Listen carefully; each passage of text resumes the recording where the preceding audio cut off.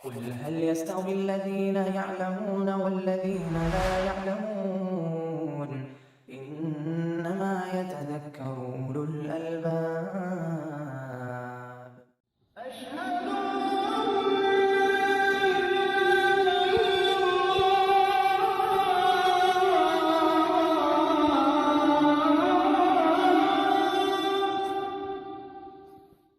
الحمد لله رب العالمين وصلى الله وسلم على نبيه ورسوله محمد وعلى آله وصحبه ومن دعا بدعوته واتبع هديه إلى يوم الدين أما بعد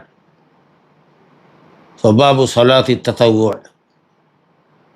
نفل نماز کا بیان نفل نماز کا باب صلاة التطوع ترکیب اضافی ہے، صلاة مضاف تطوع مضاف الیہ۔ نماز کی نسبت، نماز کی اضافت اس کی ایک خاص نوع، خاص قسم کی طرف ہے، اور وہ ہے نفل۔ گویا کہ نماز ایک نوع تطوع ہے اور ایک نوع، ایک قسم فرض ہے۔ یہ جو باب ہے نفلی نمازوں کا بیان۔ نفل کہتے ہیں اس زیادتی کو، اس اضافہ کو، اس خیر کو جو انسان پر لازم نہ ہو، اور شریعت میں ہر وہ اطاعت جو واجب نہ ہو اس کو نفل کہتے ہیں، الا یہ کہ کچھ اسباب ہوں جو اس نفل نماز کو بھی واجب کرتے ہوں، جیسے کوئی نذر مانے 2 رکعت نماز کی، تو واجب تو نہیں تھا لیکن آدمی نے نذر کر کے اس کو اپنے اوپر واجب کر لیا۔ یا بعض اہل علم کے نزدیک تحیۃ المسجد واجب ہے، تو جب مسجد میں داخل ہوگا وہ تحیۃ المسجد پر واجب ہوگی۔ مراد سنتوں کا بیان۔ اب سنتوں میں مؤکدہ سنت اور غیر مؤکدہ سنت، جس پر نبی صلی اللہ علیہ وسلم نے مواظبت اور ہمیشگی برتی ہے وہ، اور جس کو کبھی کبھار آپ نے پڑھا ہے اور کبھی چھوڑا بھی ہے، دونوں طرح کی نمازوں کو تطوع کا لفظ شامل ہے۔ گویا فرض اور جو کچھ فرض سے زائد ہے وہ تطوع، جیسا کہ زمام بن ثعلبہ کی روایت میں ہے کہ جس اللہ نے آپ کو نبی بنا کر بھیجا ہے کتنی وقت کی نمازیں آپ پر فرض کی ہیں؟ تو آپ نے کہا 5 وقت کی نمازیں رات دن میں فرض۔ کہا ان کے علاوہ بھی کچھ نمازیں؟ کہا ہاں، الا ان تطوع، قال لا الا ان تطوع، 5 وقت کے علاوہ فرض نہیں، مگر جو کچھ ہے تطوع ہے، فرض سے زائد ہے۔ تو جو کچھ فرض سے زائد ہے وہ تطوع ہے، لیکن جس پر دوام اور ہمیشگی برتی ہے آپ صلی اللہ علیہ وسلم نے، ان نمازوں کو سنن راتبہ، سنن مؤکدہ کہتے ہیں، اور جس کو کبھی کبھار آپ نے چھوڑا بھی ہے وہ ہماری اصطلاح میں یا فقہا کی اصطلاح میں نفل کہلاتی ہے۔ تو ہر وہ اطاعت جو واجب نہ ہو، اسلام نے اس کو واجب نہ کیا ہو، جس سے 5 وقت کی نماز ہے، ان کے علاوہ جو نمازیں ہیں وہ نفل ہے۔ اسی طریقے سے رمضان کے روزے ہیں جو فرض ہیں، ان کے علاوہ جو نفلی روزے ہیں، عرفہ کا روزہ ہے، عاشورہ محرم کا روزہ ہے، اسی طریقے سے ایام بیچ کے روزے ہیں، سوموار جمعرات کے روزے ہیں، شعبان کے بکثرت روزے ہیں، یہ سب نوافل ہے۔ زکوٰۃ ہمارے مالوں کے اندر متعین مقدار نکالنا واجب ہے۔ اس کے علاوہ صدقات نافلہ اللہ کے بندے سالوں بھر کرتے رہتے ہیں۔ پوری زندگی میں ایک مرتبہ حج بڑا فرض ہے، اس کے بعد جو کچھ ہے وہ تطوع ہے۔ اللہ رب العالمین نے جو بھی عبادتیں فرض کی ہے، فرض نمازوں کے ساتھ ساتھ اللہ تعالیٰ نے نوافل کو بھی مشروع کیا ہے۔ اس کی شریعت میں نوافل بھی ہمارے لیے مشروع قرار دی گئی ہیں، اور نوافل کی ادائیگی پر زبردست فضیلتیں بھی بیان کی گئی ہیں، ابھارا بھی گیا ہے، جس کا خاص مقصد یہ ہے کہ فرض نمازوں کی ادائیگی میں یا فرض عبادتوں کی ادائیگی میں ہونے والے خلل اور نقص کی تلافی ہو جائے۔ ہو سکتا ہے کہ فرائض کی ادائیگی میں بعض شرطوں میں کمی رہ گئی ہو، ارکان اور واجبات کی ادائیگی میں خلل پڑ گیا ہو، تو نوافل کے ذریعے اس کی تکمیل کر دی جائے گی، جیسا کہ سنن میں روایت ہے، سنن اربعہ کے اندر مسند احمد میں ابو ہریرہ رضی اللہ عنہ سے بسند صحیح منقول ہے کہ رسول اللہ صلی اللہ علیہ وسلم نے فرمایا ان اول ما یحاسب الناس به یوم القیامہ من اعمالہم الصلاۃ الی آخر الحدیث، قیامت کے دن بندوں کے اعمال میں سب سے پہلے جس چیز کا اس سے حساب لیا جائے گا وہ نماز ہے۔ اللہ عز و جل اپنے فرشتوں سے کہے گا، جبکہ وہ خود ہی سب سے زیادہ جاننے والا ہے، انظروا فی صلاۃ عبدی اتمہا ام نقصہا، دیکھو میرے بندے کی نماز کو، کیا اس نے نماز مکمل پڑھی ہے یا ناقص پڑھی ہے۔ اگر مکمل ہے تو ٹھیک ہے، مکمل کا ثواب اس کو مل جائے گا، اور اگر نماز میں نقص ہے فرض میں تو انظروا هل لعبدی من تطوع، دیکھو میرے بندے نے کچھ نوافل بھی پڑھی ہیں اگر نوافل پڑھی ہے تو اتموا لعبدی فریضتہ من تطوعہ، تو میرے بندے کے فرض کو مکمل کر دو اس کی نفل سے، اور پھر بقیہ اعمال کو بھی اسی طریقے سے اللہ رب العالمین لے گا اور محاسبہ کرے گا۔ تو بڑا فائدہ نوافل کے اہتمام کا یہ ہے کہ فرائض میں ہونے والی نقصان اور خلل کی تلافی ہوتی ہے۔ دوسری بات یہ ہے کہ اللہ تعالیٰ سے بندہ قریب تر ہوتا ہے جب نوافل کی کثرت ہوتی ہے، جیسا کہ حدیث قدسی ہے، صحیح بخاری کی روایت ہے، لا ولا یزال عبدی یتقرب الی بالنوافل حتی احبہ، بندہ نوافل کی کثرت کرتا رہتا ہے، ہمیشہ نوافل کی ادائیگی کرتا رہتا ہے حتی احبہ، یہاں تک کہ میں اس کو اپنا محبوب بنا لیتا ہوں۔ اللہ محب ہو جاتا ہے اور بندہ محبوب ہو جاتا ہے، پھر اللہ رب العالمین اس کی دعاؤں کو سنتا ہے، اس کی پکار کو قبول کرتا ہے، اس کی دعاؤں کو قبول کرتا ہے۔ اور تیسرا بڑا فائدہ نوافل کی ادائیگی سے یہ ہوتا ہے کہ آدمی فرض کی ادائیگی پر بدرجہ اولیٰ قادر ہوتا ہے اور عمدہ طریقے پر ادا کرتا ہے، کیونکہ جو آدمی نوافل کا اہتمام کرے گا وہ فرض کا تو بدرجہ اولیٰ اہتمام کرے گا، لیکن جو لوگ سنتوں کو چھوڑتے ہیں، نفلوں کو چھوڑتے ہیں، اکثر دیکھا گیا ہے، مشاہدے میں یہ بات ہوتی ہے کہ نوافل کی ادائیگی میں بھی ان سے کوتاہیاں ہوتی رہتی ہیں۔ اور پھر سنتوں کا چوتھا فائدہ یہ ہے کہ سنتوں کی اور نوافل کی ادائیگی میں جو ثواب بیان کیے گئے ہیں اس کے حصول کا ذریعہ ہے۔ تو اس طریقے سے آدمی نوافل کی ادائیگی کے ذریعے اللہ سبحانہ و تعالیٰ کے ثواب کو حاصل کرتا ہے، قلب کی اصلاح ہوتی ہے، واجب کی ادائیگی پر انسان کی تمرین اور مشاقی ہوتی ہے، اس کے نفس کی ریاضت ہوتی ہے، اور بھی دیگر متنوع فوائد ہیں۔ آئیے حدیث کو دیکھتے ہیں۔ پہلی حدیث جو اس باب میں آئی ہے، ربیہ بن کعب الاسلمی عن ربیعۃ بن کعب الاسلمی رضی اللہ عنہ قال للنبی صلی اللہ علیہ وسلم سل فقلت اسألک مرافقتک فی الجنہ فقال او غیر ذلک قلت هو ذاک قال فاعنی علی نفسک بکثرۃ السجود، رواہ مسلم۔ ربیعہ بن کعب الاسلمی نبی صلی اللہ علیہ وسلم کے قدیم ساتھی ہیں، صحابی ہیں، سفر و حضر میں آپ کے ساتھ رہا کرتے تھے، آپ کے خدام میں سے تھے اور اصحاب صفہ میں سے تھے۔ نبی کریم صلی اللہ علیہ وسلم کی خدمت موت کے وقت تک کرتے رہے، نبی صلی اللہ علیہ وسلم کے انتقال کے وقت تک۔ پھر مدینہ سے نکلے اور تقریباً 12 میل، ایک برید کہتے ہیں 12 میل کو، 12 میل کے فاصلے پر اسلم جس قبیلے کے یہ تھے وہ لوگ آباد تھے، وہیں وہ ٹھہرے یہاں تک کہ 63 میں ان کا انتقال ہوا ہے۔ کتب حدیث میں یا کتب خمسہ میں ان سے صرف یہی ایک حدیث مروی ہے، منقول ہے، جو ابھی آپ کے سامنے پڑھی گئی۔ بخاری میں کوئی روایت ان کی نہیں۔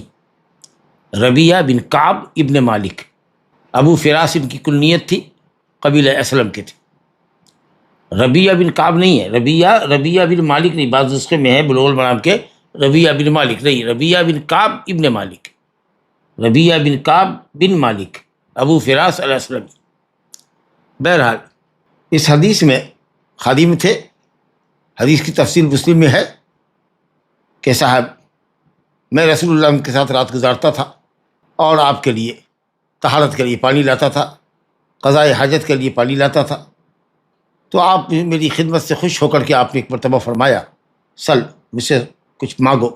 کچھ سوال کرو۔ تو میں نے کہا اسألک مرافقتک فی الجنہ، میں آپ کی جنت میں رفاقت چاہتا ہوں، یعنی آپ سے قریب رہنا چاہتا ہوں۔ ظاہر ہے کہ نبی صلی اللہ علیہ وسلم کا جو مقام ہے وہ مقام تو کسی کو نہیں ملے گا، لیکن یہ کہ آپ سے قریب تر رہنا چاہتا ہوں، بہت بڑا سوال ہے۔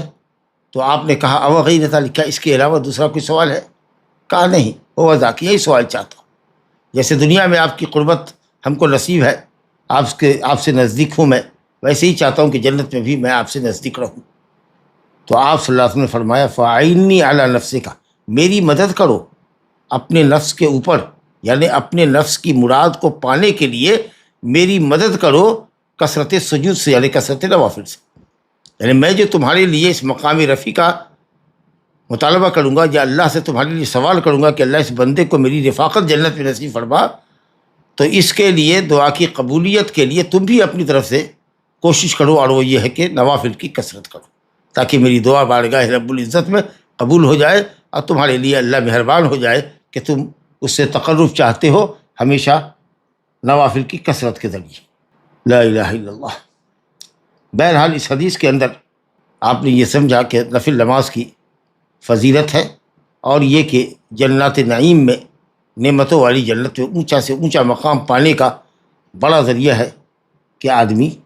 نوافل کی کثرت کرے۔ سجدے سے مراد نوافل ہے، کیونکہ سجدہ جو نماز میں ہوتا ہے، یا سجدہ جو تلاوت ہو، یا سجدہ جو شکر کا ہو، اس سب کے علاوہ جو صرف سجدہ، اگر صرف ایک سجدہ ہو یا صرف منفرد سجدے ہی ہوں تو ان سجدوں کی کوئی اہمیت نہیں۔ تو ظاہر ہے کہ سجدے سے مراد نوافل ہے، لیکن قیام، رکوع، سجدے اور تحیات میں سجدے کا استعمال اس لیے کیا جاتا ہے رکعت کے مقابلے، رکعت کی جگہ پر، کیونکہ سجدہ تواضع اور انکساری اور خاکساری کی بندے کی، رب العالمین کے لیے بندے کی خاکساری اور تواضع اور ذلت کی سب سے بڑی دلیل ہے کہ اس کی بلند پیشانی زمین پر اللہ سبحانہ تعالیٰ کے سامنے ہوتی ہے۔ تو اس لیے جو حیت کے اعتبار سے جو سجدے کی کیفیت ہے وہ سب سے زیادہ ذلت اور خاکساری کو ظاہر کرنے والی صورت ہے، اس لیے سجدہ بول کر کے رکعت سے تعبیر کیا گیا، سجدہ بول کر رکعت مراد دیا گیا کہ کثرت سے سجدہ کرو، یعنی نوافل کی کثرت۔ جہاں نفل نماز کی اہمیت اور فضیلت معلوم ہوئی، وہی حضرت ربیعہ بن کعب ابن مالک کی بلند نفسی اور ان کی بلند یا ان کے مقصود کی عظمت اور اس کے مقام کی رفعت کا اندازہ ہوتا ہے کہ اس شخص نے نبی کریم صلی اللہ علیہ وسلم سے مال و جاہ کے لیے اللہ سے دعا نہیں کروائی، بلکہ انہوں نے وہ نعمت حاصل کی جو نعمت جنت میں ہے، اور وہ بھی نبی صلی اللہ علیہ وسلم کی رفاقت۔ اللہ اکبر۔ اسی طرح کی بات حضرت ثوبان رضی اللہ عنہ سے بھی نبی صلی اللہ علیہ وسلم نے کہی تھی، جب ثوبان نے پوچھا کہ یا رسول اللہ کوئی ایسا عمل بتائیے جس کی وجہ سے اللہ جنت میں مجھے داخل کرے، تو آپ نے کہا علیک بکثرۃ السجود، اپنے اوپر لازم کر لو کہ نوافل کثرت سے کرو گے۔ فإنک لا تسجد للہ سجدۃ الا رفعک اللہ بہا درجۃ وحط عنک بہا خطیئہ، کیونکہ تم جو بھی سجدہ اللہ کے لیے کرو گے اللہ تعالیٰ اس کے بدلے میں تمہارا درجہ بلند کرے گا، ایک درجہ بلند کرے گا اور ایک گناہ معاف کرے گا۔ لہذا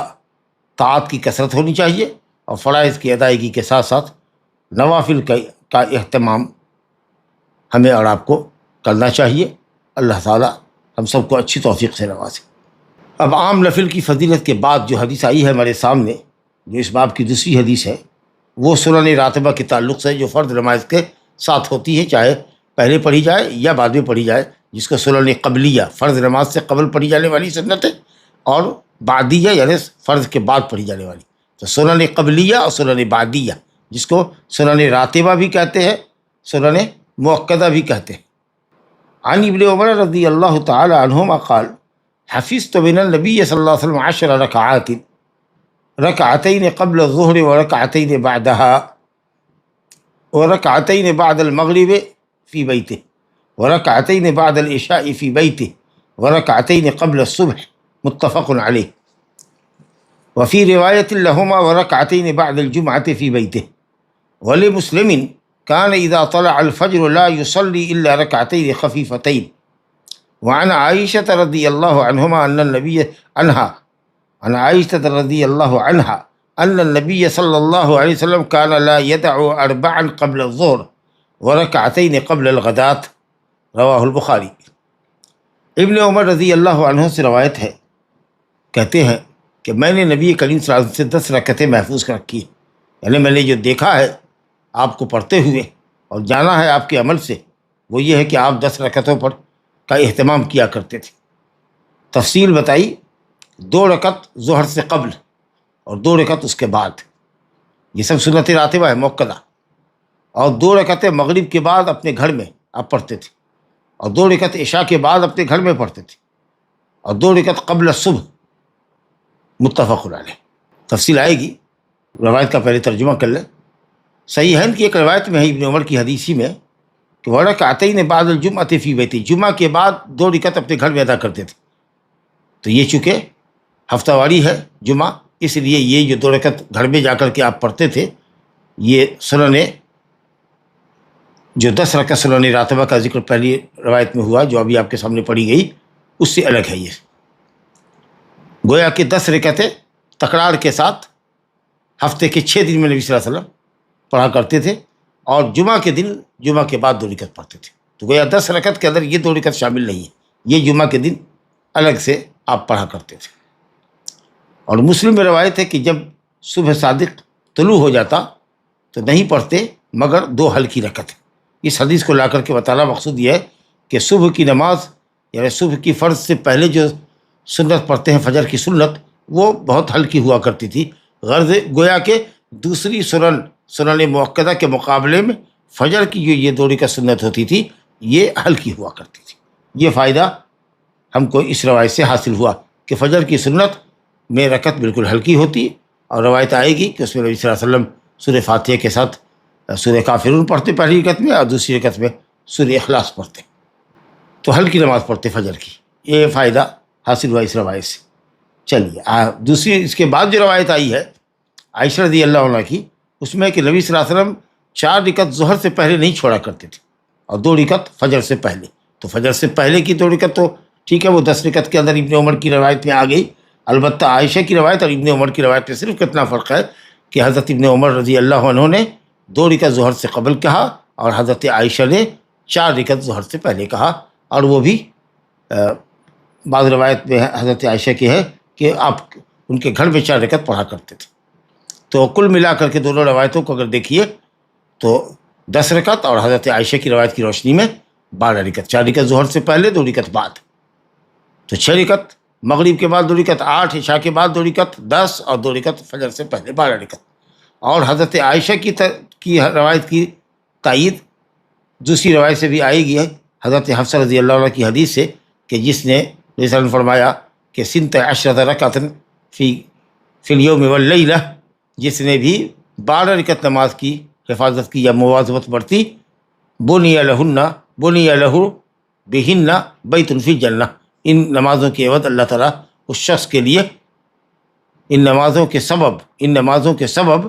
عوض نہیں، ان نمازوں کے سبب باسببیہ، بنی لہ بہن، ان نمازوں کے سبب اللہ تعالیٰ اس شخص کے لیے جنت میں گھر بنائے گا۔ تو 12 رکعت جو روایت ہے حضرت حفصہ کی، وہ روایت بھی حضرت عائشہ روایت کی تائید کرتی ہے۔ تو ظہر سے پہلے 2 بھی ہوئی، اور 2 رکعت ظہر سے پہلے 4 بھی ہے۔ تطبیق بالکل واضح ہے کہ حضرت عائشہ نے جو اپنے گھر میں دیکھا وہ بیان کیا، اور حضرت ابن عمر نے جو کبھی دیکھا ہوگا اپنی بہن کے گھر میں تو وہ بتایا ہوگا، یا مسجد میں کبھی آپ نے پڑھی ہے تو وہ بتایا، گویا کہ 10 بھی ہے اور 12 بھی ہے۔ لیکن اگر 4 رکعت ظہر سے پہلے پڑھی جائے تو یہ بہتر ہے، کیونکہ بہرحال اس حدیث پہ عمل کرنے سے رکعت کی تعداد بڑھ جاتی ہے، اور ظاہر ہے کہ 12 رکعت 10 رکعت کے مقابلے میں افضل ہوگی۔ تو اب جو باتیں سمجھ میں آئیں تمام روایتوں سے، جو حافظ ابن حجر نے کئی طرق سے حدیث کو ذکر کیا، ابن عمر کی 3 طرق کو ذکر کیا ہے، اور عائشہ رضی اللہ عنہ کی ایک روایت، اس سے معلوم یہ جو بات پہلی ہوئی وہ یہ ہے کہ جمعہ کے بعد کی جو سنت ہے 2 رکعت، وہ ان 10 رکعتوں سے الگ ہے جس کو حضرت ابن عمر نے بیان کیا ہے، کیونکہ وہ 10 رکعت یومیہ ہے۔ اور دوسری بات یہ کہ نبی صلی اللہ علیہ وسلم جمعہ کے بعد گھر میں تشریف لے جاتے تھے اور وہاں 2 رکعت نماز پڑھا کرتے تھے۔ تو 10 رکعت کی جو بات حضرت ابن عمر نے کہی ہے وہ ان نمازوں کے لیے کہی ہے یا ان دنوں کے لیے کہی ہے جن میں نبی صلی اللہ علیہ وسلم تکرار کے ساتھ یہ 10 رکعت پڑھتے تھے، اور وہ ہے جمعہ کے فرض کے علاوہ، یعنی سنیچر سے لے کر کے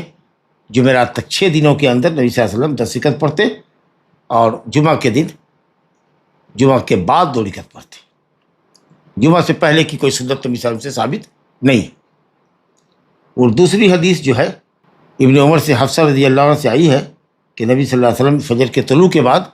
نماز نہیں پڑھ سکتے مگر 2 ہلکی رکعت، 2 ہلکی رکعت۔ گویا کہ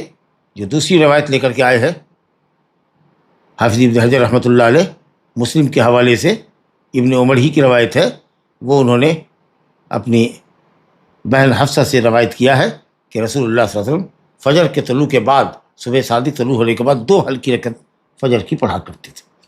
گویا کہ اس حدیث سے فائدہ ہمیں یہ ملا کہ نبی صلی اللہ علیہ وسلم کے فجر کی جو 2 رکعت سنت تھی وہ صبح صادق کے طلوع کے بعد ہوتی تھی، اور صبح صادق کے بعد اور فرض نماز کے درمیان میں سوائے 2 رکعت فجر کی سنت کے کوئی اور نماز نہیں پڑھا کرتے تھے، اور یہ 2 رکعت ماشاءاللہ ان 10 رکعتوں کا حصہ ہے جنہیں حضرت ابن عمر نے بیان کیا ہے۔ رہی حدیث اما عائشہ رضی اللہ عنہ کی روایت، تو ان کی روایت میں یہ ہے کہ صاحب رسول گرامی صلی اللہ علیہ وسلم نے 4 رکعت پڑھی ہے۔ 4 رکعت پڑھی ہے۔ حضرت عائشہ رضی اللہ عنہ سے پوچھا گیا کہ نبی صلی اللہ علیہ وسلم کی نفل کتنی ہوا کرتی تھی؟ سئلت عائشہ عن تطوع النبی صلی اللہ علیہ وسلم، تو انہوں نے کہا کان یصلی فی بیتی قبل الظہر 4، 4 رکعت پڑھتے میرے گھر میں، پھر اس کے بعد آپ نکلتے اور لوگوں کی امامت فرماتے، پھر گھر میں داخل ہوتے تو 2 رکعت نماز پڑھتے۔ اس حدیث سے جیسا کہ بتایا کہ 12 رکعت ثابت ہوئی۔ اچھا، وہ معافی چاہتے ہیں، وہ حدیث جو میں کہہ رہا تھا کہ حضرت حفصہ کی ہے 12 رکعت، وہ حضرت حفصہ سے نہیں بلکہ ام حبیبہ رضی اللہ عنہ سے وہ حدیث آ رہی ہے، من صلی اثنتین عشرۃ رکعۃ، من صلی اثنتی عشرۃ رکعۃ، جس نے 12 رکعت نماز فی یوم و لیلہ، رات دن میں پڑھا، سنت بنی لہ بہن بیت فی الجنہ۔ تو ابن عمر جتنی رکعتوں پر مطلع ہوئے ہیں وہ 10 رکعت ہے، اور حضرت عائشہ رضی اللہ عنہ کی روایت میں اضافہ ہے، اور انشاءاللہ تعالیٰ جو اضافہ پر عمل کرے گا وہ خیر کثیر حاصل کرے گا۔ تو حضرت عائشہ رضی اللہ عنہ نے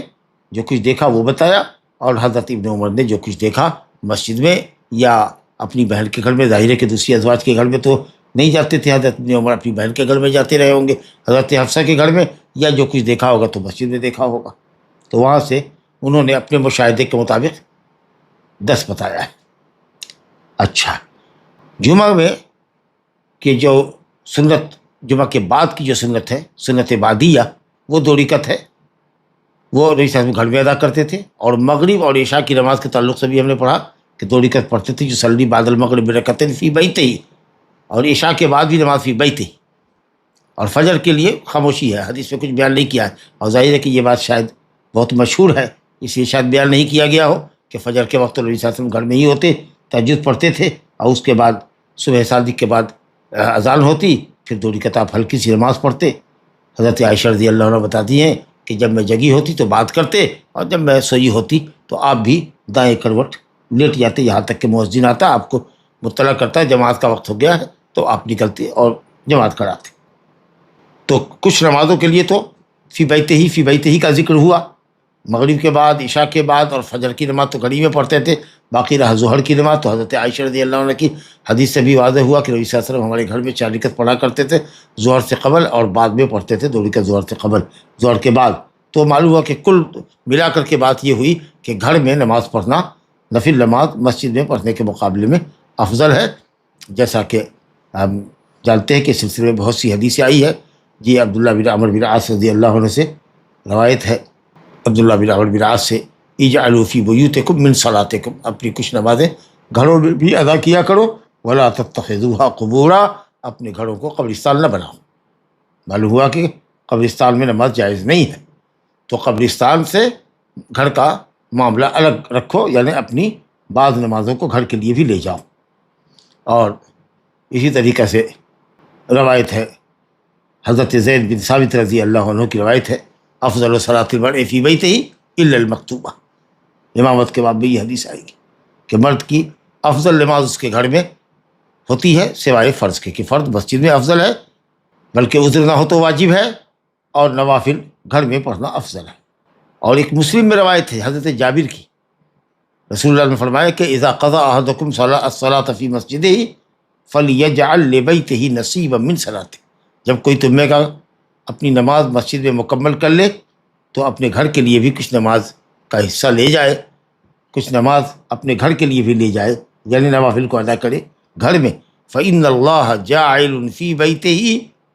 من صلاتہ خیرا، کیونکہ اللہ تعالیٰ اس کی نماز کی برکت سے اس کے گھر میں بھلائی کا نزول کرنے والا ہے، بھلائی اس کے گھر میں اللہ تعالیٰ عطا کرے گا۔ تو نفل نمازیں گھر میں پڑھنے کے فوائد معلوم ہوئے آپ کو، کہ ایک تو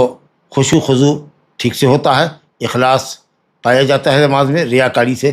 آپ بندہ دور ہوتا ہے جب وہ گھر میں اکیلا ہوتا ہے۔ دوسری یہ ہے کہ گھر میں پڑھنے سے خیر و برکت کا نزول ہے، اور پھر اہل و عیال کی، بیوی کی، بچوں کی تربیت بھی ہوتی ہے۔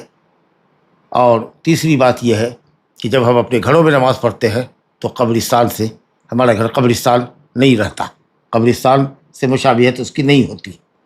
اور پھر نبی کریم صلی اللہ علیہ وسلم کے حکم کی بجاوری بھی ہوتی ہے۔ بلکہ بعض آثار ایسے ہیں جو صحیح سند سے ہے مصنف ابن شیبہ میں، کہ شاید کہ صاحب فرض نماز جتنی افضل ہے مسجد میں باجماعت ادا کرنا، اتنا ہی مسجد میں سنت ادا کرنے کے مقابلے میں گھر میں سنت ادا کرنا افضل ہے. جیسے فرض نماز مسجد میں ادا کرنا افضل ہے، صلاۃ الجماعت افضل و صلاۃ الفرض ب25 درجہ و ب25 درجہ، دونوں طرح کی روایت ہے نا. حضرت ابو ہریرہ سے 25 گنا اور حضرت ابن عمر سے 27 گنا. جتنی جماعت کی نماز مسجد میں افضل ہے، اتنا ہی وہ سنت جو گھر میں ادا کی جائے وہ افضل ہوتی ہے مسجد کی سنت کے مقابلے میں. چلیے صاحب، سنت فجر کا خاص اہتمام کرتے تھے. یوں تو نبی صلی اللہ علیہ وسلم سنن مؤکدہ کا بہت اہتمام کرتے تھے. ہاں، جب حضر میں ہوتے تب سفر میں جاتے تو کوئی سنت نہیں پڑھتے سوائے فجر کی سنت کے، اور وطر کا اہتمام کرتے. وطر اور فجر کی سنت پر آپ کا تعاہد ہوتا، آپ کی محافظت ہوتی، جس کو حضرت عائشہ رضی اللہ عنہ یہاں بیان کر رہی ہیں کہ سنتوں میں سب سے زیادہ اہتمام اور سب سے زیادہ حفاظت جس کی آپ فرماتے، جس کی ادائیگی کا ایک طرح سے التزام کرتے، وہ فجر کی دوڑی کا سنت ہے. چنانچہ فرماتی ہیں وعنہا قالت، حضرت عائشہ رضی اللہ عنہ سے روایت ہے، کہتی ہیں لم یکن النبی صلی اللہ علیہ وسلم علی شیء من النوافل اشد تعاہدا منہ علی رکعتي الفجر، متفق علیہ. ولمسلم رکعتا الفجر خیر من الدنیا وما فیہا. رسول گرامی صلی اللہ علیہ وسلم نوافل میں کسی نفل پر اتنا زیادہ اہتمام نہیں کرتے، یا اتنا آپ کسی یا اتنی حفاظت نفل کی نہیں کرتے جتنا کہ آپ صلی اللہ علیہ وسلم فجر کی سنت کی حفاظت کرتے. یعنی تمام سنتوں کی حفاظت کرتے، لیکن ان سنتوں میں سب سے زیادہ جس نماز کی حفاظت کرتے وہ فجر کی سنت ہوتی. تو اس سے فجر کی سنت کی اہمیت معلوم ہوئی. اور مسلم میں روایت ہے عائشہ رضی اللہ عنہ سے جو الفاظ ہے اس میں یہ ہے کہ رکعتا الفجر. ایک روایت تو وہ ہے جو بخاری مسلم میں دونوں آئی کہ نبی صلی اللہ علیہ وسلم نفلوں میں سب سے زیادہ اہتمام اور حفاظت کرتے فجر کی سنت کی. اب مسلم میں ایک دوسری سند سے جو حضرت عائشہ کی روایت آئی ہے اس کے الفاظ یہ ہے رکعتا الفجر، رکعت الفجر، فجر کی 2 رکعتیں خیر من الدنیا وما فیہا، دنیا اور دنیا کی تمام مال و نعمت سے اور عہدے اور مرتبے سے افضل ہے. اگر تصور کر لیا جائے کہ اگر ایک شخص کو پوری دنیا مل جائے اور دنیا کی ساری نعمت مل جائے اور وہ اسے لطف اندوز ہو، پھر بھی ہم یہ جانتے ہیں کہ یہ لذت فانی ہے اور ختم ہو جانے والی ہے. لیکن جو بھلائی اس کو آخرت میں ملے گی سنن اور نوافل کے ذریعے، یقیناً وہ باقی رہنے والی نعمتیں ہیں. لیکن یہ سب بتاتی ہے کہ صاحب نوافل کا اہتمام ہو، لیکن فرائض کی ادائیگی مقدم ہے. فرائض تو فرائض ہے، اور اسی طریقے سے جو حرام چیزیں ان کو چھوڑنا ہے. تو فرائض کی ادائیگی، واجبات کی ادائیگی کے ساتھ حرام سے بچنا اور سنن و نوافل کا اہتمام کرنا، تو دنیا اور دنیا کی ہر چیز سے بہتر ہے. اگر پوری دنیا کسی کو مل جائے، مال، اولاد، بیٹے اور دنیا کی زینت، تصور کیجئے کہ اگر انسان سب کا مالک ہو جائے پھر بھی جو نعمت اور لذت اس کو آخرت میں ملے گی، جنت میں ملے گی، وہ دنیا کی تمام نعمتوں سے افضل ہوگی. کوئی کمپریزن ہی نہیں، مقابلہ ہی نہیں. اور الحمدللہ جیسا کہ آپ سن چکے کہ فجر کی جو سنت اور اسی طریقے سے وطر کی حفاظت نبی صلی اللہ علیہ وسلم حضرت سفر میں بھی کیا کرتے تھے. جبکہ سفر میں ظہر سے پہلے اور بعد کی سنت نہیں پڑھتے، مغرب کے بعد کی سنت نہیں پڑھتے، عشاء کے بعد کی سنت نہیں پڑھتے، نوافل مطلقہ پڑھتے، صلاۃ الضحیٰ پڑھتے، صلاۃ التہجد پڑھتے، لیکن سنن مؤکدہ نہیں پڑھتے. اور فرض نمازوں کو جو 4 رکعتیں ہیں، جو رباعی نمازیں ہیں 4 رکعت والی، ظہر و عصر اور عشاء، آپ ان کو 2 رکعت پڑھتے اور سنتیں نہیں پڑھتے سوائے فجر کی سنت کے اور وطر کے، کہ آپ اس کا اہتمام زبردست طریقے سے سفر میں بھی کیا کرتے تھے. آئیے ام حبیبہ رضی اللہ عنہ کی وہ روایت آ گئی جو 12 رکعت ہے، جس سے حضرت عائشہ رضی اللہ عنہ کی بھی قول کی تائید ہوتی ہے کہ 12 رکعت سنن مؤکدہ ہے، جس کو میں نے غفلت میں یا غلطی سے حفصہ رضی اللہ عنہ کہا تھا. ام حبیبہ عن ام حبیبہ ام المؤمنین رضی اللہ عنہ قالت سمعت النبی صلی اللہ علیہ وسلم یقول من صلی 12 رکعۃ من صلی 12 رکعۃ فی یوم ولیلہ بنی له بہن بیت فی الجنہ، رواہ مسلم. وفی روایت تطوعا وللترمذی نحوه وزاد 4 قبل الظہر ورکعتین بعدها ورکعتین بعد المغرب ورکعتین بعد العشاء ورکعتین قبل صلاۃ الفجر. ماشاء اللہ. ام حبیبہ، ان کا نام تھا رملہ، لیکن مشہور ہے ام حبیبہ سے. بیٹی تھی سفیان کی، ابو سفیان کی بیٹی تھی. ابو سفیان کا نام تھا صخر ابن حرب. ام المومنین ام حبیبہ یعنی رملہ بنت ابی سفیان، نام سے زیادہ ان کی کنیت مشہور ہے۔ مورخین نے لکھا ہے روات پر جو کتابیں ہیں کہ نبی صلی اللہ علیہ وسلم کی بعثت کے وقت، نبوت کے وقت، جب آپ کو اللہ تعالیٰ نے خلعت نبوت سے نوازا تو 17 سال کی تھی، اور اسلام میں انہوں نے سبقت کیا، مکہ میں مسلمان ہو گئی، اور اپنے شوہر عبید اللہ بن جحش کے ساتھ یہ حبشہ گئی۔ وہاں جا کر اس کا شوہر نصرانی ہو گیا، مرتد ہو گیا، تو انہوں نے شوہر سے جدائی اختیار کر لی، اور پھر نبی کریم صلی اللہ علیہ وسلم نے ان سے شادی کی اور نجاشی کو وکیل بنایا۔ نجاشی نے نبی صلی اللہ علیہ وسلم کے لیے ام حبیبہ کو پیغام دیا وکالتاً، اور شادی کرائی، اور الحمدللہ 4000 درہم پر شادی کرائی، جو سب سے زیادہ درہم مہر تھی ام حبیبہ کی، اور اس کو نجاشی نے ادا کیا نبی صلی اللہ علیہ وسلم کی طرف سے، اور نبی صلی اللہ علیہ وسلم کی خدمت میں بھیج دیا سن 6 ہجری یا 7 کے آغاز میں۔ اہل علم نے لکھا کہ نبی صلی اللہ علیہ وسلم نے ابو سفیان کی تالیف قلب کے لیے ان سے شادی کر لی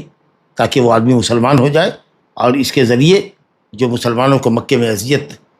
پہنچ رہی ہے اس میں تخفیف آئے۔ اب دوسرے یہ کہ ام حبیبہ کی اسلام کی طرف سبقت اور ہجرت حبشہ اور شوہر کے ارتداد کے بعد بھی اسلام پر قائم رہنا اور ایسے شوہر کو چھوڑ دینا، نبی کریم صلی اللہ علیہ وسلم نے ان سب چیزوں کا جائزہ اور انعام اور ان کو تکریم اس طریقے سے دیا کہ آپ نے شادی کا پیغام بھجوایا اور اس کو ادا کیا۔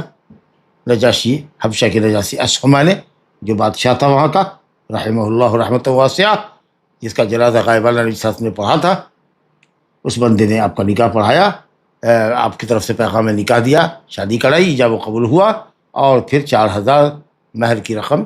4000 درہم ادا کر کے نبی صلی اللہ علیہ وسلم کی خدمت میں بھیجا۔ ام حبیبہ رضی اللہ عنہ نے نبی صلی اللہ علیہ وسلم کی کچھ روایتیں نقل کی ہیں، اور ان کے 2 بھائی عنبسہ بن ابی سفیان اور معاویہ بن ابی سفیان رضی اللہ عنہما نے بھی حدیث بیان کی ہے۔ کہتے ہیں کہ مدینہ میں ام حبیبہ رضی اللہ عنہ کا سن 44 ہجری میں انتقال ہوا ہے۔ بہرحال جو روایت ہے ہمارے سامنے وہ مسلم کے حوالے سے ہے کہ 12 رکعت نمازیں ہیں جن کو، اور دوسری روایت تطوع بتانے کے لیے کہ 12 رکعت نماز جو ہے وہ صلاۃ تطوع ہے، نہ کہ فریضہ، کیونکہ فرض نمازوں کی رکعتوں کی تعداد 1000 کے اندر 17 رکعت ہے، تو یہ تطوع نماز ہے، نفل نماز ہے، یعنی سنن مؤکدہ۔ حدیث یوں ہے مسلم کے اندر، کہتے ہیں عنبسہ بن ابی سفیان سے روایت کیا ہے، دیکھیے حدیث میں امام مسلم نے سند سے اپنے ذکر کیا ہے، نعمان بن سالم سے روایت کیا ہے، اور انہوں نے عمر ابن اوس سے، اور انہوں نے کہا ہے کہ مجھ سے بیان کیا عنبسہ بن ابی سفیان نے اس بیماری میں جس میں عنبسہ کی موت ہوئی ہے، کان میں انہوں نے سری طور پر مجھ کو سرگوشی کر کے کان میں کہا تھا، اور عنبسہ نے کہا ام حبیبہ سے کہ میں نے سنا ہے، عنبسہ کہتے ہیں کہ میں نے اپنی بہن ام حبیبہ سے سنا، اور پوری حدیث بیان کیا ہے کہ نبی صلی اللہ علیہ وسلم نے فرمایا کہ جو 12 رکعت نماز کی حفاظت کرے گا اس کے لیے جنت میں اللہ گھر بنائے گا۔ تو مزے کی بات یہاں یہ ہے، میں اس لیے وہ حدیث یہاں پڑھی ہے کہ عنبسہ کہتے ہیں کہ میری بہن ام المومنین ام حبیبہ نے کہا کہ جب سے میں نے نبی کریم صلی اللہ علیہ وسلم کا یہ فرمان سنا ہے، میں نے کبھی بھی زندگی میں 12 رکعت نماز سنت مؤکدہ کو نہیں چھوڑا۔ اور عنبسہ بن ابی سفیان کہتے ہیں کہ بہن سے سن کر، ام حبیبہ سے سن کر، کہ میں نے بھی جب سے سنا تب سے کبھی بھی 12 رکعت نماز سے کم کبھی نہیں پڑھا۔ اور ان سے، عنبسہ سے عمر ابن اوس نے سنا تو انہوں نے کہا کہ جب سے میں نے یہ حدیث سنی عنبسہ سے، میں نے زندگی میں کبھی نہیں چھوڑا 12 رکعت کو۔ اور نعمان بن سالم ہے، وہ کہتے کہ جب سے میں نے عمر بن اوس سے سنا میں نے کبھی 12 رکعت نماز سے ہی چھوڑی۔ اللہ تعالی ہم سب کو بھی 12 رکعت سنن مؤکدہ کا پابند بنائے۔ اور ایک روایت میں ہے مسلم میں، ما من عبد مسلم یصلی للہ کل یوم 17 رکعۃ تطوعا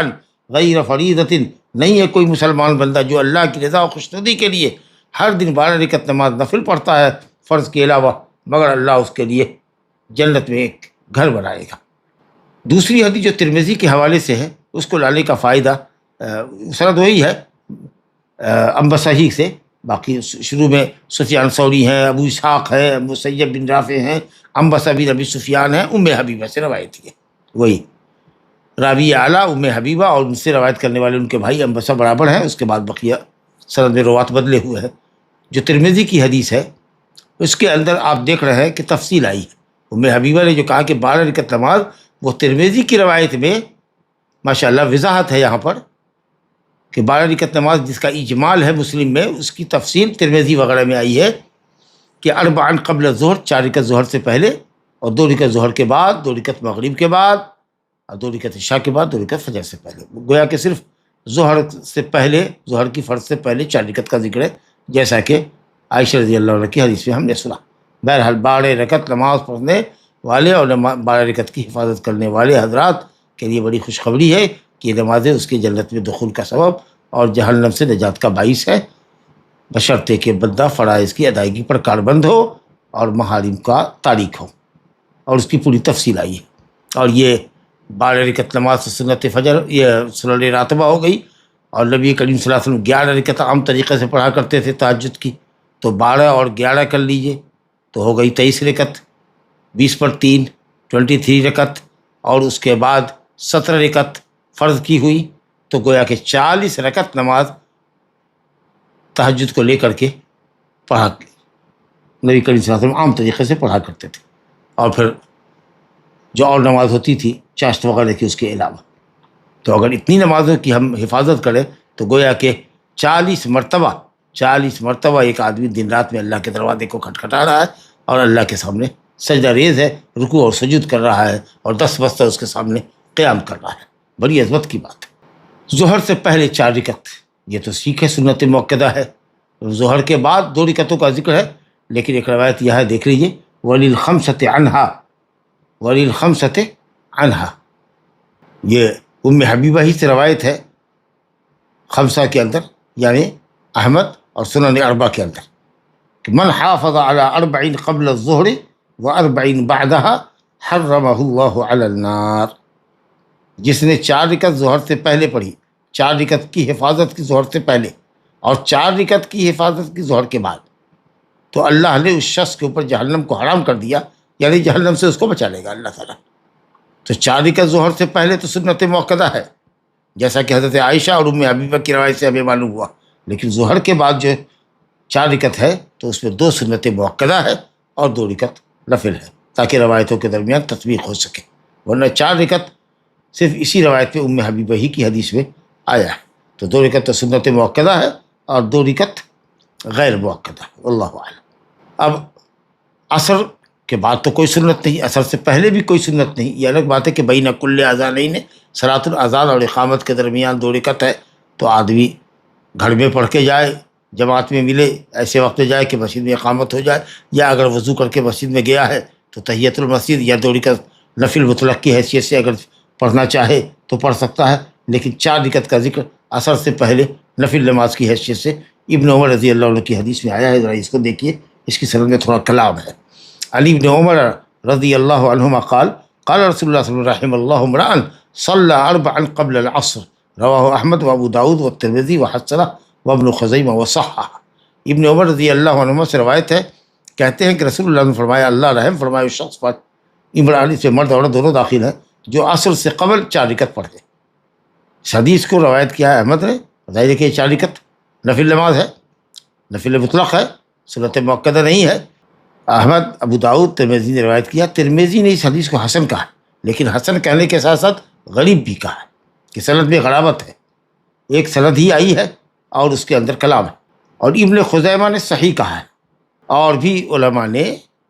امام نووی ہے، امام البانی ہے، ان لوگوں نے بھی اس کو صحیح کہا ہے، لیکن دوسرے علماء نے اس کے اوپر تھوڑا کلام کیا ہے، کہا ہے کہ یہ حدیث محل نظر ہے۔ چنانچہ کہتے ہیں کہ ابن عمر رضی اللہ عنہ کی روایت ہم پڑھ چکے ہیں کہ انہوں نے کہا کہ میں نے رسول اللہ صلی اللہ علیہ وسلم سے 10 رکعتیں یاد کی، اگر یہ 4 رکعت بھی ہوتی تو اس کو بیان کرتے۔ اس کے بعد یہ جو حدیث آئی ہے، جس کی وجہ سے اس حدیث کو محل نظر ٹھہرایا جا رہا ہے یا اس پر سوالیہ نشان ہے، وہ ہے کہ محمد بن مسلم بن مہران یا محمد بن مسلم بن مثنى، محمد بن مسلم بن مہران کہیے یا ابو المثنى، اس شخص کے تعلق سے روایت ہے جس نے ابن عمر سے روایت کی۔ ابن عمر رضی اللہ عنہ سے روایت کرنے والے جو ہے محمد، انہوں نے اپنے باپ مسلم بن مہران سے روایت کیا ہے، اور یہ محمد بن مسلم جو ہے یہ متکلم فی راوی ہے۔ چنانچہ بعض علماء نے تو بہت سخت کہا کہ واہی تباہی روایت ہے، بالکل ناقابل قبول ہے، اب کچھ لوگوں نے کہا کہ بہت ہلکے درجے کا حفظ میں اس کے کلام ہے، کچھ لوگوں نے ثقہ کہا، کچھ لوگوں نے کہا کہ بہت غلطی کرتے ہیں، سمجھا کہ بہرحال حافظ ابن حجر نے کہا کہ صدوق ہے یخطی، اور ایسا راوی جو صدوق ہو اور غلطی کیا کرتا ہو، ایسے شخص کی روایت جب وہ متفرد راوی کے ذریعے ہوگی تو قابل قبول نہیں ہوتی جب تک کہ اس کی کوئی تائید نہ ہو جائے۔ تو اس وجہ سے بظاہر واللہ عالم یہ لگتا ہے کہ محمد بن مسلم نے اس روایت کو بیان کرنے میں ابن عمر سے تفرد اختیار کیا ہے، کیونکہ حضرت ابن عمر کے خود بیٹے سالم جو علم اور حفظ کے اتقان کے جبل ہے، پہاڑ، ان کے مولا آزاد کردہ غلام نافع، ان کے خاص شاگرد عبداللہ بن دینار اور دوسرے جو ہے، انہوں نے ابن عمر رضی اللہ عنہ سے اس حدیث کو نقل نہیں کیا، جس سے ترمذی نے حسن کہہ کے غریب کہا، اور جن لوگوں نے اس حدیث کو قابل حجت مانا ہے وہ 4 رکعت نفل نماز پڑھنے کے نفل نماز کی مشروعیت کے قائل ہے کہ عصر سے پہلے 4 رکعت نماز غیر سنت مؤکدہ کی حیثیت سے پڑھی جا سکتی ہے، اور یہ کہ اگر آدمی ہمیشہ پڑھے تو اچھی بات ہے، تاکہ رحم اللہ عمران کی کے ذریعے جو دعا آپ نے ساتھ میں فرمائی ہے کہ اس آدمی پر اللہ رحم فرمائے، اس خیر کثیر میں وہ حاصل ہو جائے گا۔ لیکن بہرحال اتنی بات تو ضرور ہے کہ یہ سنن مؤکدہ نہیں ہے،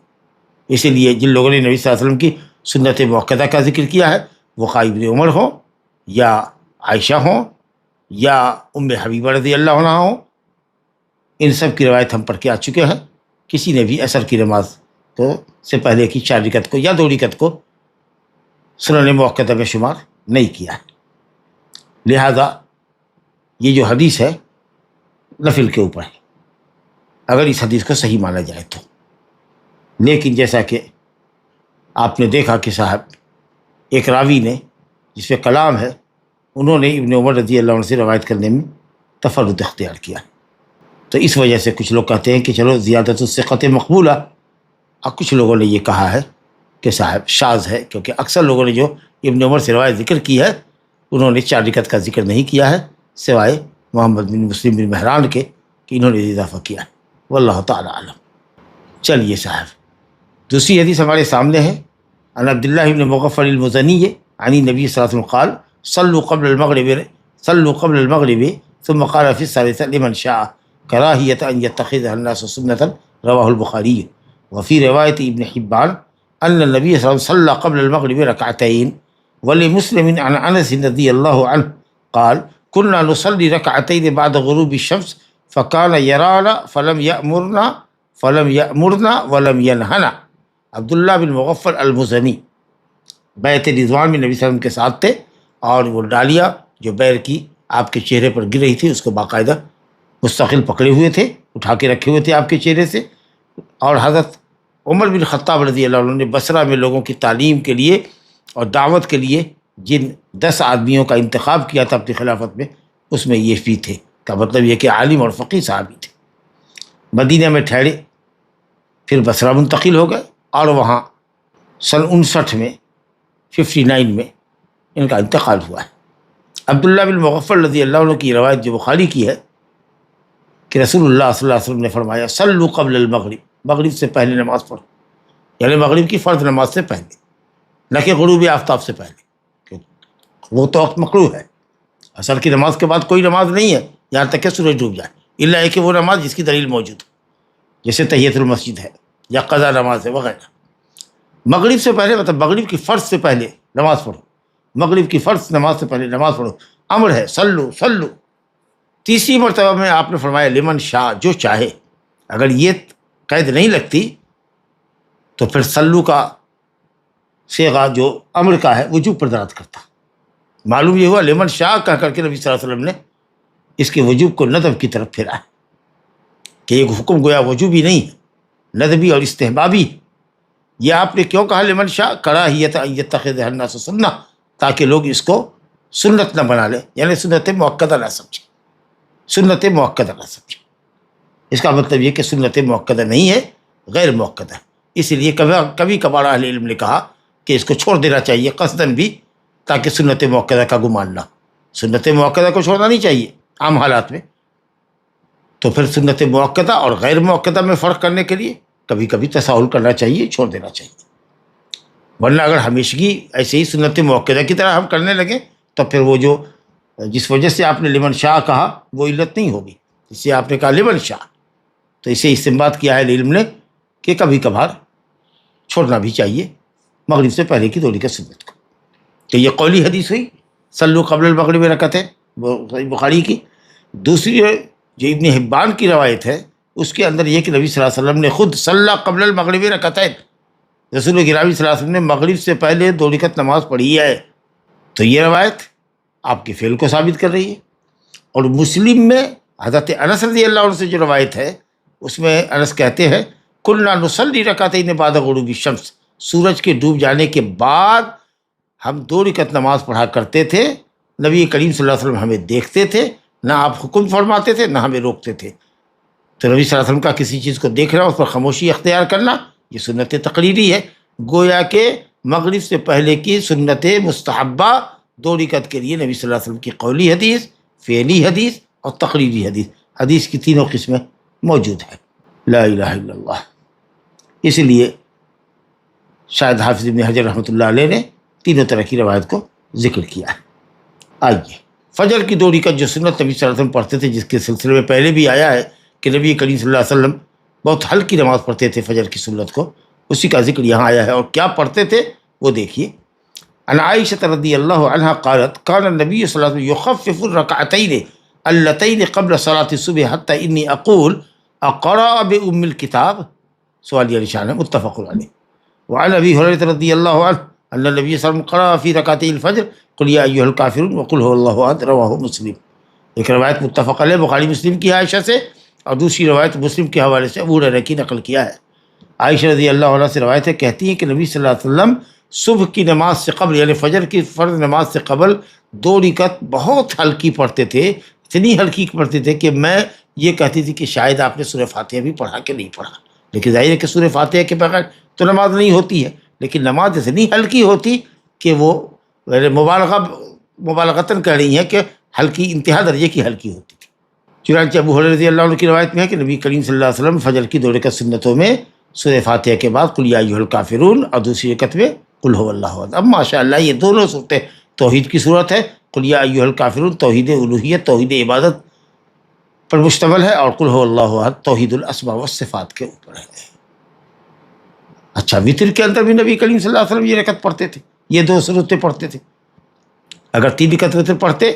تو پہلی رکعت میں سورہ اعلیٰ پڑھتے، دوسری میں آپ قل یا ایھا الکافرون اور تیسری رکعت میں قل هو اللہ پڑھتے تھے۔ گویا کہ دن کا آغاز صبح صادق سے ہو رہا ہے تو توحید سے ہو رہا ہے، بندے کا عمل توحید سے شروع ہو رہا ہے، توحید کی صورت پڑھی جا رہی ہے۔ اور وتر جو رات کی آخری نماز ہے اس کے اندر بھی قل یا ایھا الکافرون اور قل هو اللہ احد۔ بہرحال مفہوم اور مقصود باب حدیث کا یہ تھا کہ سنت فجر انتہائی ہلکی ہونی چاہیے، اس میں قرات لمبی نہ ہو، اور جب قرات لمبی نہیں ہے تو اسی حساب سے رکوع اور سجدہ بھی قیام کے حساب سے ہی ہو، بلکہ قیام سب سے بڑا ہوتا ہے اور تحیات سب سے بڑی ہوتی ہے، رکوع اور سجدہ تو اس کے مقابلے میں ہلکے ہوتے۔ تو اس طریقے سے گویا کہ عام سنتوں کے مقابلے میں فجر کی 2 رکعت سنت ہلکی ہوتی، یا نبی صلی اللہ علیہ وسلم رات میں جو تہجد میں لمبا قیام کرتے تھے اس کے مقابلے میں فجر کی 2 رکعت سنت جس میں صرف سورہ فاتحہ ہو، قل یا ایھا الکافرون ہو، سورہ فاتحہ ہو، قل هو اللہ احد، ظاہر ہے کہ اس لمبی طویل ترین نماز جو رات میں پڑھتے تھے نبی صلی اللہ علیہ وسلم، اس کے مقابلے میں تو ایسے ہی ہوگی کہ دیکھنے والے کو شاید گمان یہ ہو کہ شاید سورہ فاتحہ بھی نہیں پڑھا۔ لا الہ الا اللہ۔ اور ایک اور حدیث ہے جو اس سلسلے میں مسلم شریف کی روایت ہے کہ نبی کریم صلی اللہ علیہ وسلم فجر کی 2 رکعت سنت کے اندر سورہ بقرہ کی آیت قولوا آمنا باللہ وما انزل الینا، سورہ بقرہ آیت نمبر 136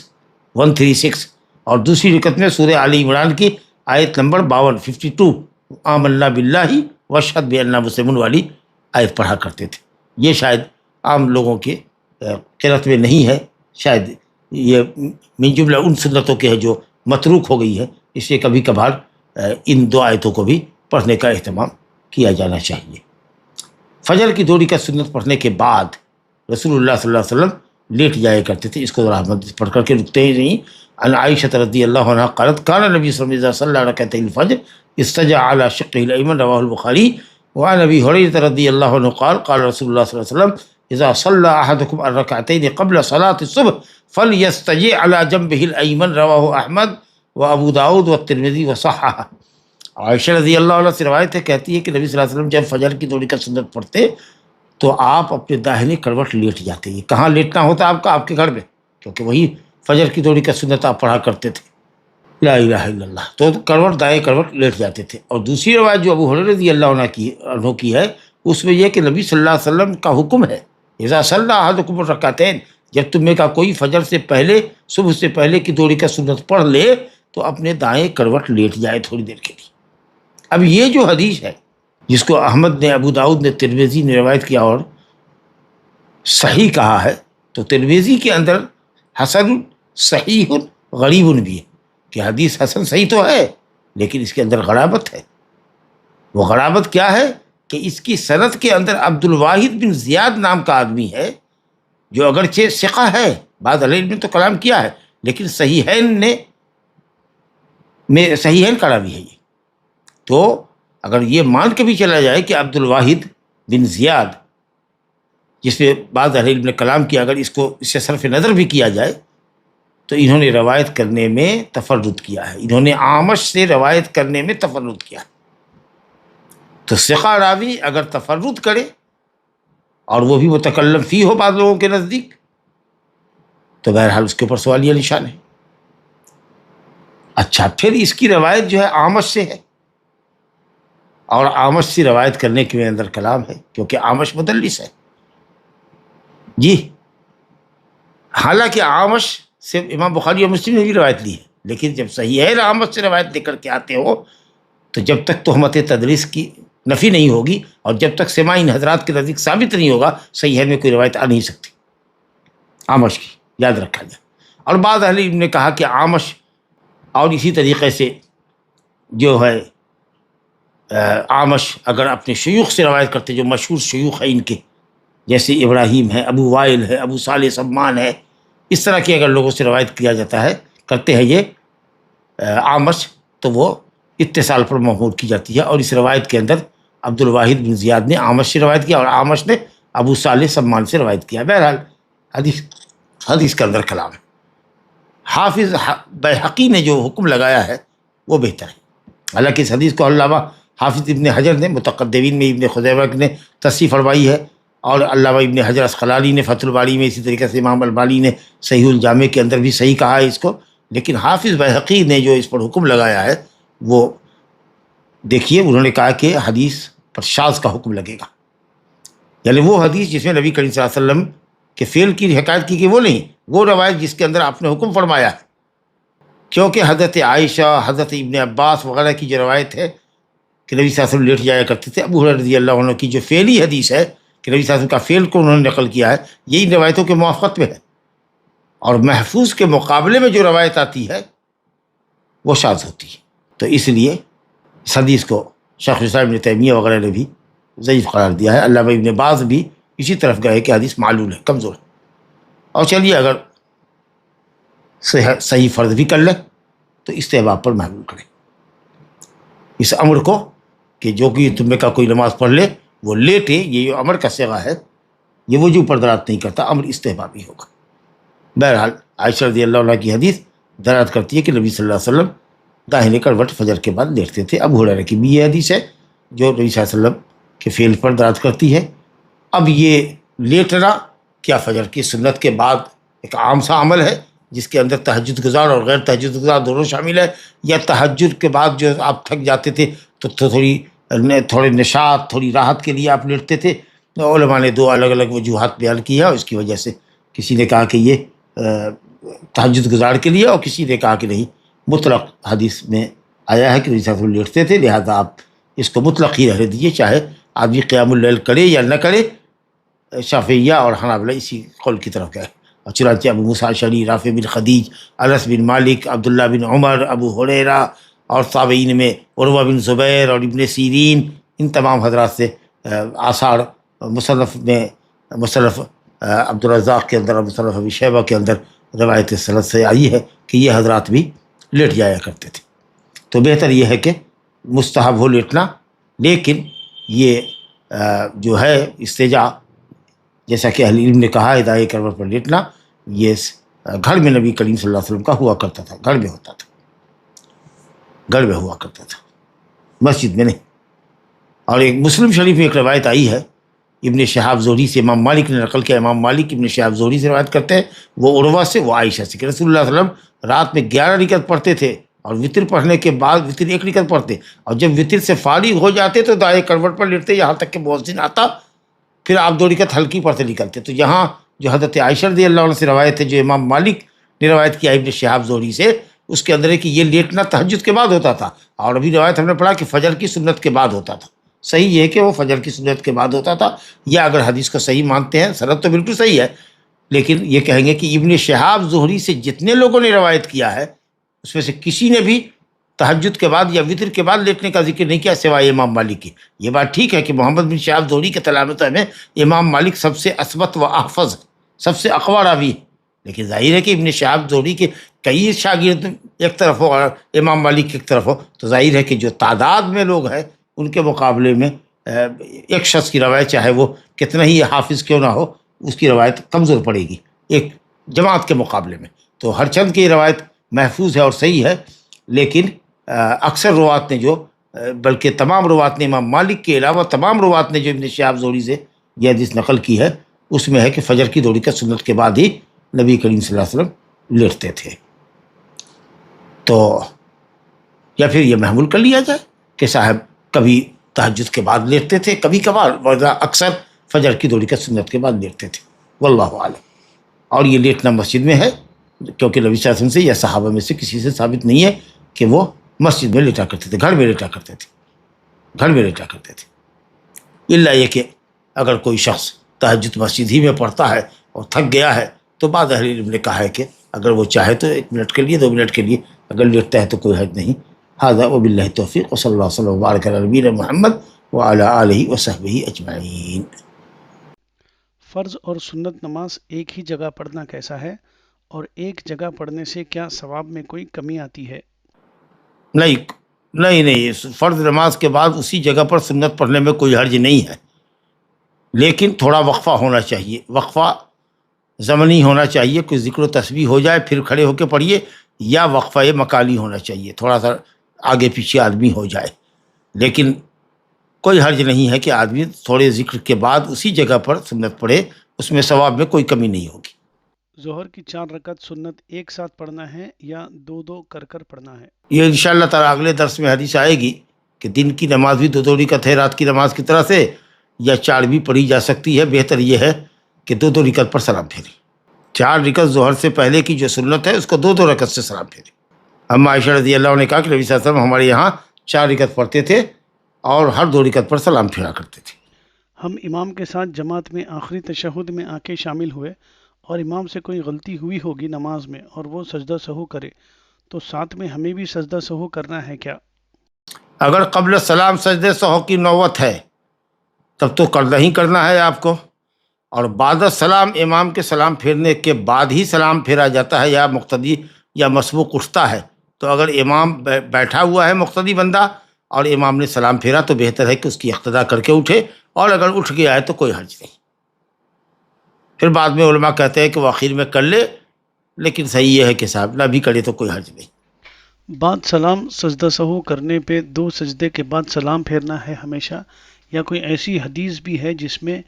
بس 2 سجدہ کرنا ہے اور سلام نہیں پھیرنا ہے؟ نہیں، سلام تو پھیرنا ہی ہے، بغیر سلام کے کچھ مسئلہ نہیں ہے، کیونکہ حدیث ہے کہ نبی صلی اللہ علیہ وسلم نے سجدہ کیا وسلم، سلام پھیرا۔ اب تحیات ہے، اس کے ساتھ ہے کہ نہیں ہے؟ صحیح قول یہ ہے کہ تحیات نہیں ہے، صرف 2 سجدہ کر کے سلام پھیرنا ہے۔